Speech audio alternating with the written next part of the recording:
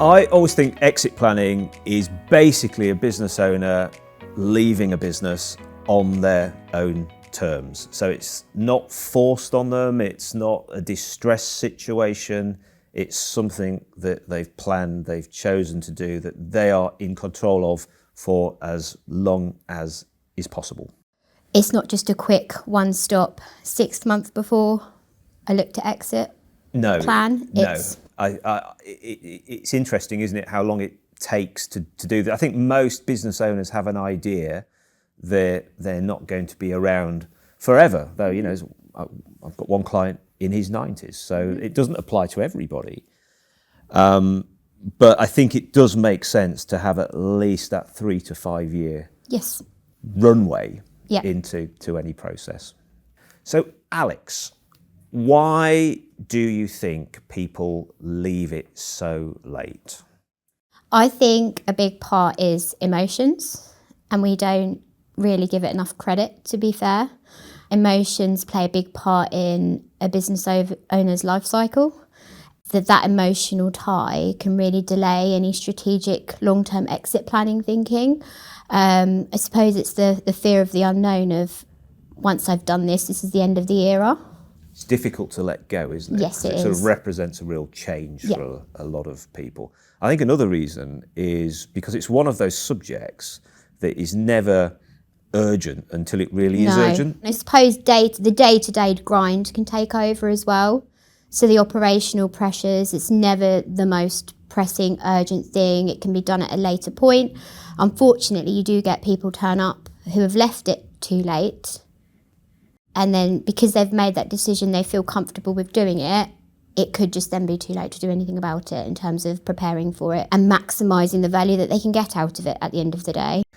So some of the experiences we've had of doing shareholder reviews with our clients, which is an exit planning process where we're looking to sort of assess value and then help clients to build that value and ultimately realise that value. That's a long-term process. Yes, yep. From your experience of that, have there been any things that have really surprised you or stood out? A couple of things really. So valuation expectations was one thing. So they come in and they've done a bit of research. They think they know what they can get for their business, and then through the conversation that we have, we basically build the valuation together. And I think it becomes quite apparent to them during the conversation that actually their expectations don't necessarily line up with reality and what the market is saying as well. So for them, I think that initial conversation can be quite eye-opening, and it then takes a little bit of time for them to go away and really digest it and understand what it means for them and the impact on their decision-making and the strategic process that they need to go through. So that's one thing. Another thing is that a lot of people don't really understand what's driving the value in their business. They think their value in their business is based on a set of numbers.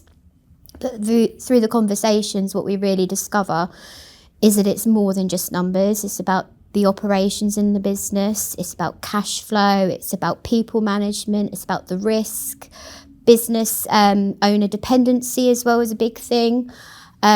So I think it surprises them that it's more than just sitting down and looking at a set of numbers and doing a set of calculations, essentially. When should business owners start thinking about their exit? Sooner than they think. So ideally, we'd like to say, in a perfect world, 3 to 7 years.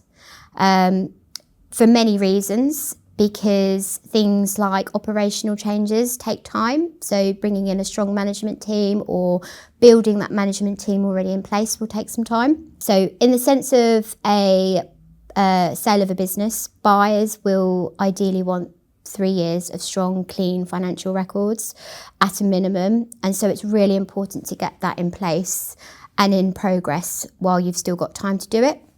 Alex, how does a shareholder review help?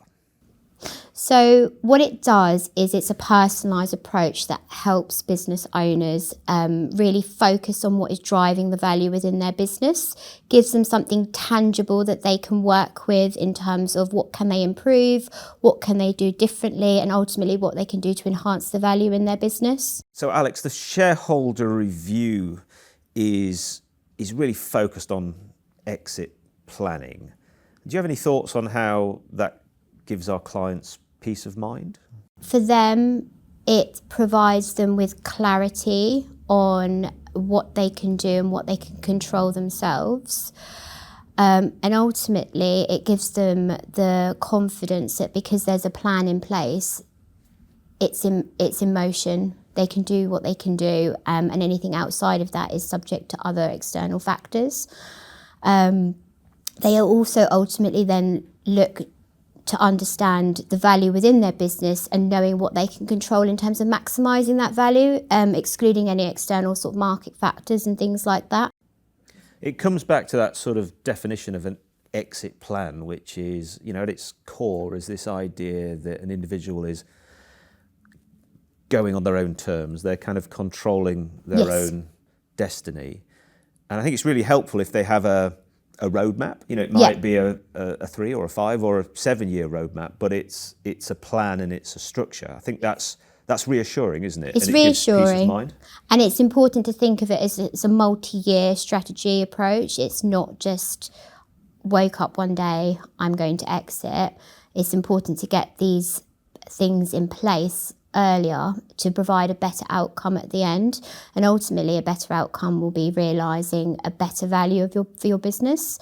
It might also be leaving it in a more controlled state than it was before, and it's important to get an external perspective on it as well, because obviously being involved in it day to day, you can get quite... It's kind of the wood from the trees. Yeah, exactly. Blinkered. I think the other aspect that's really useful from some of the work that we've been doing is giving clients data-driven tools and real metrics to persuade them and reassure them that some of these actions are ultimately building value as well. I think the one thing that we've been very good at is making it a personalised one-to-one approach with business owners. Historically, we've provided a lot of valuation reports and a lot of one-to-one consultancy, but it's nice that we can tie in valuation, one-to-one consultancy, and the ultimate transactional piece into one long multi-yeared approach in terms of helping them build for that final moment. And during that process, of course, we're building trust and a relationship and an understanding and lots of cumulative knowledge, not just on the numbers and the detail, but also on the personalities and the chemistries and things like that, which is really important.